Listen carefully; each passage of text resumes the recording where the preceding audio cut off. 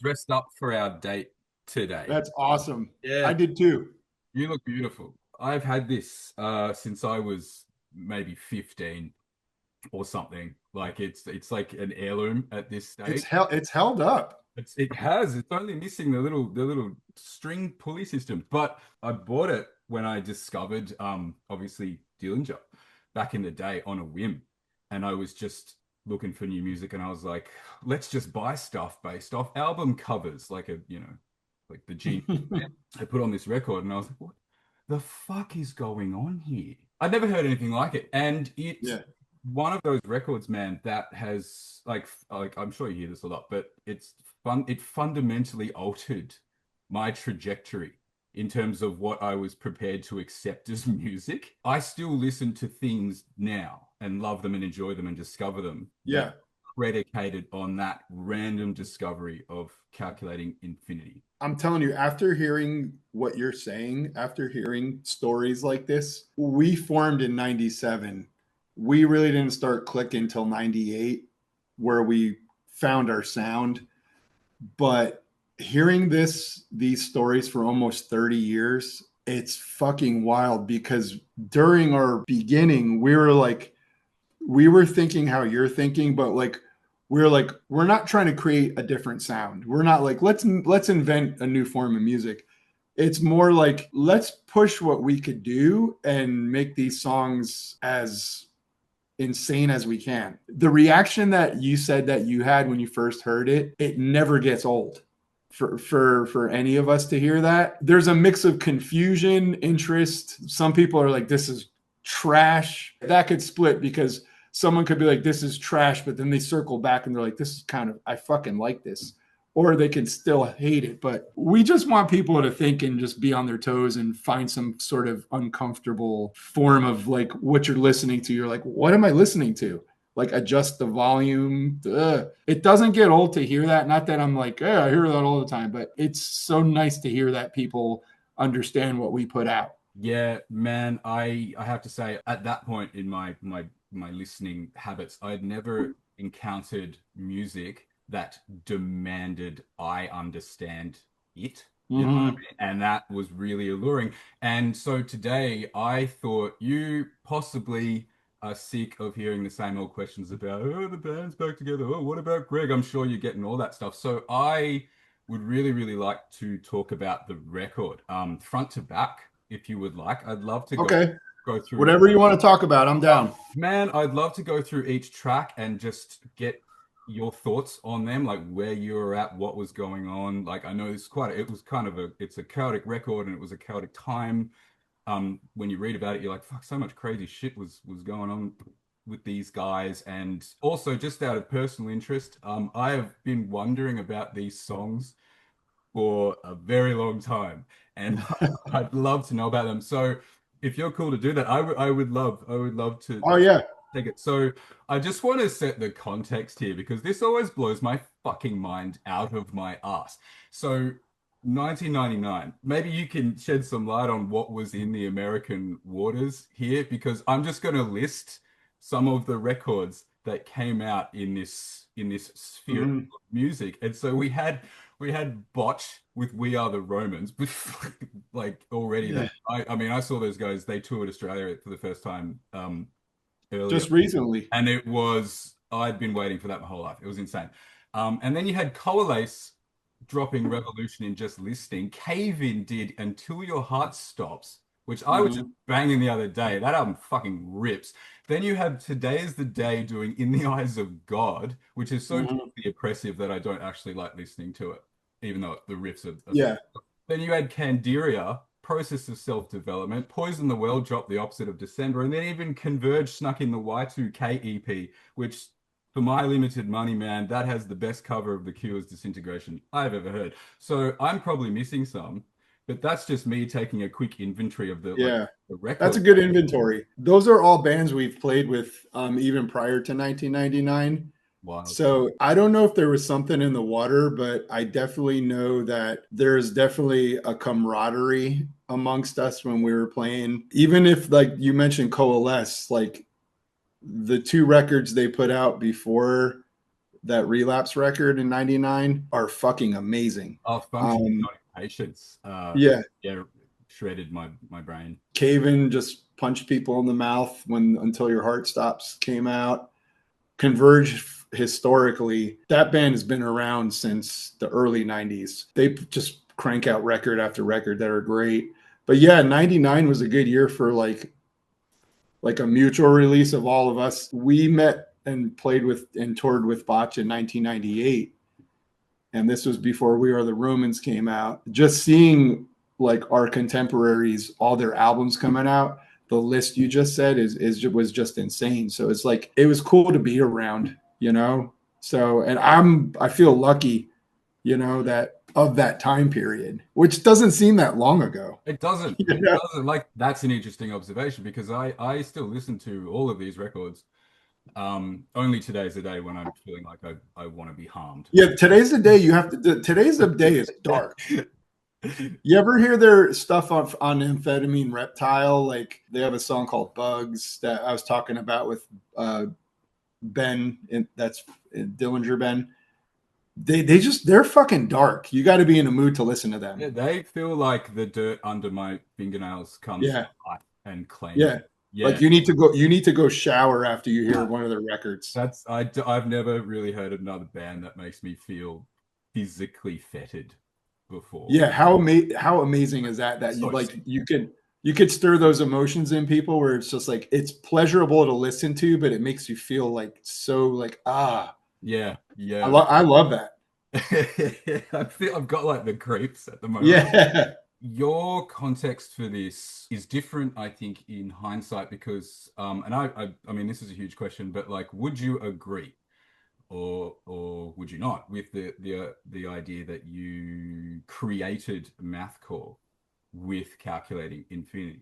Because I'm always aware that like when we talk about like movies or games or books or music that becomes popular in that it created something, there was always like a lesser known band, or in this case, band that was doing it first that no one fucking knows about. I can get with it today where people are like, you guys created mathcore or math metal, and I'm like, okay, yeah. I mean the evidence is pointing there. So I'm like, yeah, okay, you know, and people give you that title, you know. Yeah, yeah, So, but when you're writing, you're not like I was mentioning earlier, you're not trying to make a new form of music. Like Chuck Berry created rock and roll and basically created metal in the same time, but like he wasn't like I'm creating rock and roll, you know? He was just fucking shredding on a guitar. You know, like I he had the wherewithal and the vision to like I'm going to do this with my guitar and you know play it this certain way, and then bang, rock and roll's like born. You know, and you can also say that stemmed from blues. Like genres stem from other things like Dillinger, like math metal. We pulled a lot of our influences from like prog rock, jazz, grindcore, like noise. Like we were listening to a lot of Stereo Lab and Bjork around that time. Like there were so many pulls of influence that, you know, we're not going to be like, let's sound like all these bands, but it's just like that's what was around us that inspired us to write songs and push ourselves musically. And the key is not trying to sound like everything else. Once you kind of feel like not that everything else is basic, but you know, like we kind of just wanted to be original in our own ways. yeah. So I actually had no idea that some of those I guess influences that you were talking about that were flying around. That's a new one for me. Which Oh is yeah, we have all. It's just like a spectrum of different kind of that is music. so sick. So to the record, it just in terms of your involvement, especially creatively, lyrically, the only thing I've really managed to dig up that made me go, oh, damn, that's wild, is a quote from somewhere that I've forgotten where I found it, but it was very interesting. And you're on record saying most of my Dillinger lyrics were predicated on myself. I just had stupid relationships with idiotic people, and I just write a song about it. And I was like, fuck, I relate to that. Yeah, And like, especially now that I've had relationships myself, and they were yeah. all, everyone was crazy, including me. Yeah. And most of the lyrics on Calculating Infinity were based on human insecurity. That's where I got the best material. That is really interesting to me, because I would not have picked that. Not that I can understand a great deal of what you're saying. Well, that's very true. A lot of lyrics are about myself and my experiences with other humans that you walk around, you walk amongst, So how do they make you feel? Like, what do you resent that person for? How did you let that one person go because you made a mistake? So like those are all my experiences, and lyrically it was easy to convey those kind of feelings and emotions into lyrics, because I'm not going to sing about like high property tax or whatever, because I think there's some important issues out there. But this is a personal band for me, so what better to just write about your own personal experiences? You feel it more when you're playing live, because for me, I'm singing something that's so relevant. It's not narcissistic, I don't think so, but it's just I can connect and feel with it better when I'm playing live or when I have recorded it in the past. And then it becomes cathartic because it's a good release to what you do want to say in life or what you do want to express. Why don't we take it from the head here? So the opener, sugar coated sour. I don't want to guess. Like I don't want to jump in and be like, this is about like some person that was seemingly awesome, and then like 9 months into relationship, psychologically they reveal themselves. That's it. The impression I get, at least title alone. Oh, you want me to tell you what it's Yeah, about? yeah, I want to go track by track, baby. We're track one. Track one, hit me. Tell me about, and also if there was weird shit afoot when you were doing these songs, I would love to know about that as well, because it seemed like a bunch of weird stuff happened. Like Adam was in that terrible accident, and then you added like a new guitarist. I think it was Brian, like sort of midway through, and you did all this to tape as well. You fucking crazy people. Yeah. Must have been. It was all to tape. There wasn't really digital recording in 1999, 1998. So we everything we did was tape. So it's like, rewind, rolling, you have to hit your punches. Digital recording now is just so back and forth easy and more efficient. I always forget about that actually. It's probably best that you do. Yeah, because it I was so imagine long it's very ago. expensive as well. Yeah, it's also dangerous too Oh, when you think about it. I mean, hard drives can crash when you're recording digitally, but like, man, if the tape, yeah, lyrically, you were talking about sugar coated sour. I don't know. oh, come on. You're smiling like you do know. No, I mean, like, there's also got to be a mystery to of what songs are specifically about. Like I can't go through track to tell you what each song is about. I've always thought when people would ask me, what are your lyrics about? And I'm like, well, how do you interpret them? And then they're like, well, I think this and this and this. And I think that's not wrong. So I do like the fact that there's this opportunity for a listener to think this song could be about this, and how does that song might make them feel this way. Just because I wrote the lyrics about this certain scenario, to me, I don't want to skew anything. Like there's no grand mystery or surprise on what each song is about. Like even if I do say it, it's no one's going to get anything out of it, I don't think. I saw an interview with Quentin Tarantino about a year or two ago, and he was saying people always ask him in Pulp Fiction, "What's in the suitcase? Why does it glow? Why is the combination 666?" In Glorious Bastards, Brad Pitt had a rope burn on his neck. Never explained why in the movie. His view of that was like, I want the audience to create their own story with the story I'm presenting to them, where like it's interactive, where that's their interpretation of the form I'm giving them. And like when he said that, I'm like, damn, that's what I've been agreeing with that this whole time. When people are like, what are Dillinger lyrics about? And I'm always like, well, what do you think they're about? I don't really like get into like super specific what they're about, not to like bum you out, but I do appreciate, and I kind of like encourage like that kind of like thought of like, if someone really wants to deep dive into the song, like what do you think about that? Like, not that I'm trying to do a big mind fuck, but I like that. Like, I like that mystique to it. Well, there's my plan for this interview just in the toilet. But I like this because I'm sorry I killed No, your. I fully respect that, and I'll tell you why. I can imagine that would have frustrated me 10 years ago, I reckon. But I had the rare privilege, at least my rare privilege, to talk to Jacob Bannon from Converge a few years ago about Jane Doe. Like the whole interview was supposed to be about that record. We were celebrating this sort of the 10th year anniversary. So I talked to the whole band, and he was last. And I, like almost everybody, love Jane Doe.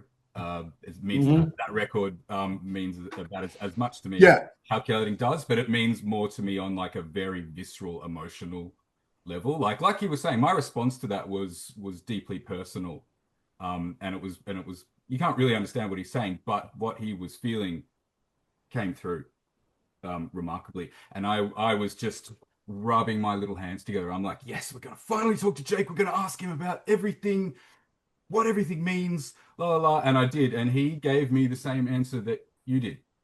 He's like, you know, and I was pissed off, Dimitri, Yeah. and I No, was I get it because you want answers like, yeah, and it's yeah. and I feel like when you see an abstract painting, like what do you see out of it? Like I think it just that's the part of the art that I like about it. If I tell you what it's about, it's personal to me, and then you like I ruin it for you. That's how I feel. I really do feel like that. And you're like, oh, it's not like the song, like, there's that song Brown Eyed Girl, where it's like, we know exactly Brown Eyed Girl. Like, you know what it's about. I don't write in code or this or that, but I do tell, that's why I have said in the past where, yeah, it is about my experiences in life and how I feel. Like a lot of them are my own personal insecurities where it comes through in the lyrics. There's a lot of like key lyrical points where I'm just like, you feel like I'm singing to somebody else, but I'm like telling the other person, hey, this is what I am. So that's the best I could give people without boring the shit out of them what they're about. Like, one time I had this one fight with one of my coworkers. So then I wrote a song. Like, Is it you know what I mean? song is it? Is it Jim Fear? Is I'll tell you what Jim Fear is about. How about I'll give you this? give me something, baby. Come on. Jim Fear is basically it's about that shut-in that just doesn't leave the house, is a complete degenerate pile of trash human being. I feel attacked personally, but go on. It's basically that. It's not a piece of trash person, but it's just basically like it's just about a lonely person and just with no hope. So, if you say that these are deeply personal to you, that's quite revealing. And also, I think, interestingly Jim enough, Fear is not about me though. oh, it's not about you, right? I was like, No, damn, that stings. I can never say what Jim Fear is about, like who it's about. But yeah, I think I would get my teeth kicked in. But Oh, or is Jim Ben? Jim Ben, no. Look at you all digging for info. Ah, Hey, you know what? More power to you. You shoot your shot. I appreciate that. this is the last time I'll be shooting you with shots, possibly. I Um, do love how Jake Bannon gave you the same exact It's the answer. same exact answer, and I Oh, mentioned I mentioned that not to make myself look like the raddest person in the world, but to illustrate my current opinion of that answer is very. I think it's very valid. At the time, I was pissed off. Like, no, I understand. I I, understand. Like, I appreciate you saying that. Like, you're like, hey, that's respectable. I get it. I can appreciate the response you had, being like, that's fucking horse shit. I thought it was a But cop out at the time. I was like, "Yep, that's weak, man." Like, but you could, if you view it from another lens, you could see it as a cop out. But honestly, I really do feel how he feels. Like you're listening to the record. That's like me telling you you should experience something a certain way. Like it's up to you for like those emotions and that control. And I fucking love that. If somebody feels a certain way about a song, certain songs like hit you different, that's cool as shit. Like where like that song like speaks to me. I love that song. Like I love playing Abe the Cop, not just because of the lyrics, but just like how the structure of the song makes me feel, and playing it live is so much fun. If someone's watching a song live, that's like I love how that song hits. That's the perfect experience that I can ask somebody as a listener to have. Is it difficult for you to re-inhabit these feelings so many years later that probably seem so crushing and perhaps constant in your life back then? And Um, no, it doesn't because it was part of my life and it's familiar. Even though like you move past personal experiences, like you bought that sweatshirt when you were younger, you're still wearing it. It's not as new as it used to be, but it still fits and it's you still like it. So it's like kind of like, yeah, the songs aren't those experiences aren't as fresh in my life because I'm 20 plus years removed from those experiences, yeah, but it's still part of me. And coming back and playing after like being away for 20 plus years, it breathes a new life into it. You know, it's I appreciate what I used to do because this isn't going to last forever. I don't know when the last show will ever be, probably pretty soon, but I'm enjoying it. I'm appreciating it more. So why? that's because it's going to come to an end. I'm going to appreciate being able to play those songs live and just sweat out what I need to sweat out. It's Sorry. the only time in life where you can really like, it's acceptable, where I could go out in front of a bunch of people and scream my head off, sing my head off. And, you know, it's okay. If I did that like anywhere else, they would call the police on me, you If know? people like are like, yes, excellent, you're the best. Yeah. That's wild. Like, yeah, like coming back, I definitely appreciate every step and it's still emotional for me. So Are you ever going to play variations on a cocktail dress live? yes, 100%. You are. Have you done it Yeah, yet? we're gonna play, and we're gonna play every single thing off of calculating, Wow, because you plus more. We'll play the entire calculating record, not in order. I think we're playing 6 or 7 shows in Australia, so we'll do a different set list hopefully each night. But you know, we'll play under the running board. nice. We might throw a couple cover songs in, make it fun. We'll definitely play variations. Because that was something you didn't play live. I've yeah, before this reunion, I've never played that live. Why this song? It doesn't seem any more demanding than the other songs. That was one of the last songs on the record. That was the last song on the record, and it was one of the last songs we wrote. That was finished up in the studio, and then when we were done recording, we started touring right away. So there was no opportunity to work on that. We've never even played it live with each other. Oh, so you didn't, but you sort of went, ah, this is just this thing that came last and da da da. We haven't rehearsed it. It's just one of those things that fell through the cracks. Yeah, they played variations with Greg like maybe like a handful of times. When I was in the lineup, we never played that live. We just were just too busy playing and touring, and we just had our just whatever. We had shorter set lists back then, but yeah, we just never got around to like working on it. It also So has, by the time like I was out of the band, I was like, I've never played that song live. yeah, but Greg has, which is really funny. Like that's Yeah, a song, man. yeah. It also has, and maybe this is akin to like this is the record's like Pulp Fiction suitcase. But it has this like weird secret noise at the end with a lady speaking over these quite emotional strings. And I always let that go when I listen to it. And I'll be like, what? Again, for the 100th time as I listen to this album, what the fuck? That is classic 90s music where using samples was like the shit. That was the thing to do. Okay, 90s. I don't know why that was on there. It's just there. We just felt a need. That's from like I think that's from like a Helen Keller movie or something like that. Back in the 90s, using samples from like movies, like obscure samples was like that was the fucking thing to do. That's a cool timestamp as well. Like Converge did it with 16 Candles, where there's a break in one of the Converge songs where she was like, I can name 10 guys that would kill for me. You know that sample I'm talking about? The fuck, which song is it? Forget which song. This would be old school Converge. I think it's off the Agoraphobic Nosebleed Split. Oh, Split? Yeah. Nice. Yeah. We all did it in the past, all the 90s bands. You one up each other with which obscure, inappropriate. Yeah, because then you can be like, I can't use that sample because this whatever used the sample. Okay, so we're about to run out of time. This has been wonderful. Just before I dab and dash, you posted a pic of a mic stand on your Insta in April. I did. That was just me rehearsing. Oh, piss off. Really? 100%. There's no new music in that. Like I realized I did what I did after it happened, because then all of a sudden they're like, I'm teasing music.